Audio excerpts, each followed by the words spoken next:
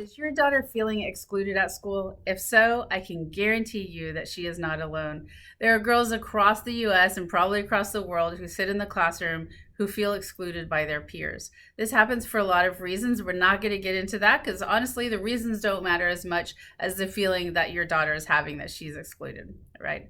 So I'm going to give you a few pointers on how to deal with this. The first thing is to check your own baggage. That means to think about how this is perhaps triggering you emotionally. Maybe in middle school or high school, you had something like this happen, so it's a really emotional thing for you. So it's a time for you to process on your own, not with your daughter, to process those feelings, to reflect back onto that time and to understand what you were going through during that period. If you didn't have that issue, if you never dealt with it, that's fine too. But that can also be something to process, that how was it for you in middle school in those situations in the classroom. The reason it's great to process these things and to reflect on your time in middle and high school is because this can be helpful for you when you're supporting your daughter through this exclusion.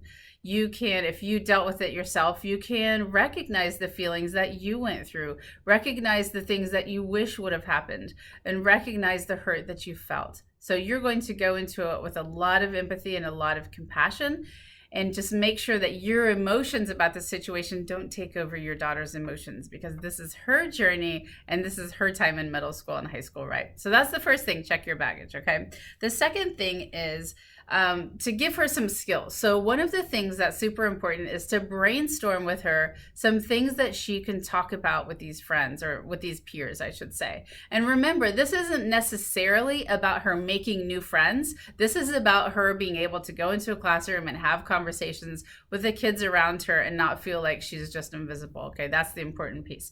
So brainstorm some topics to talk about.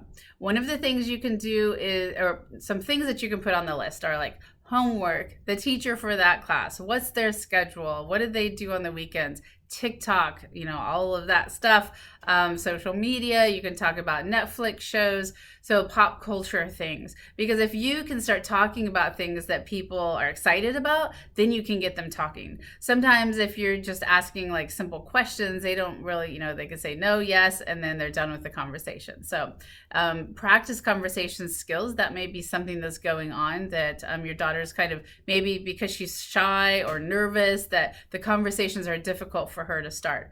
But the one thing you do want to encourage her to do, even if people just like kind of give her the one word answers and stop talking, is to not stop. Like, she has the power to choose to talk to other people.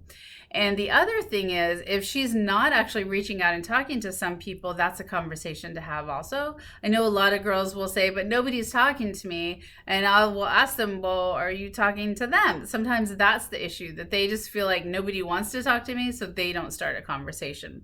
And sometimes the kids around her will be relieved that she said something, because a lot of kids just don't talk to each other in school.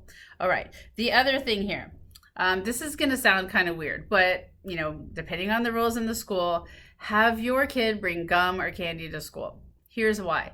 When she becomes the person with gum, people are going to come to her and talk to her. Now, you might be saying, but they're just using her. Why would we set her up like that? The thing is, this is not necessarily about making friends. It's just about feeling seen in the school, seen in the classroom, not feeling invisible. So if she has gum, people are going to say, hey, can I have a piece of that? So you can see how that brings people to her. And it's just a tool. All of that gum or that candy is just a tool. That's it. Okay, the other thing is, this is a great opportunity to teach your daughter about resilience and her own self-worth. Remind her that she's not the only one going through this, that she can handle this. It is tough. The emotions are uncomfortable, but she'll make it through. She'll find some new skills to use. She'll find some new people to talk to.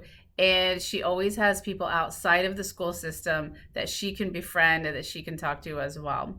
And that's one more thing you can do as well, is talk to her about, outside of the school setting, who can she turn to talk about this? You as a parent is one option, but she's got her other friends at other schools. She may have people that she texts with, Snapchats with, maybe a grandparent, but other people that she can talk to about this, because just talking about it makes it better. And the other thing is that at school, it is it's not a great feeling to feel like nobody sees you.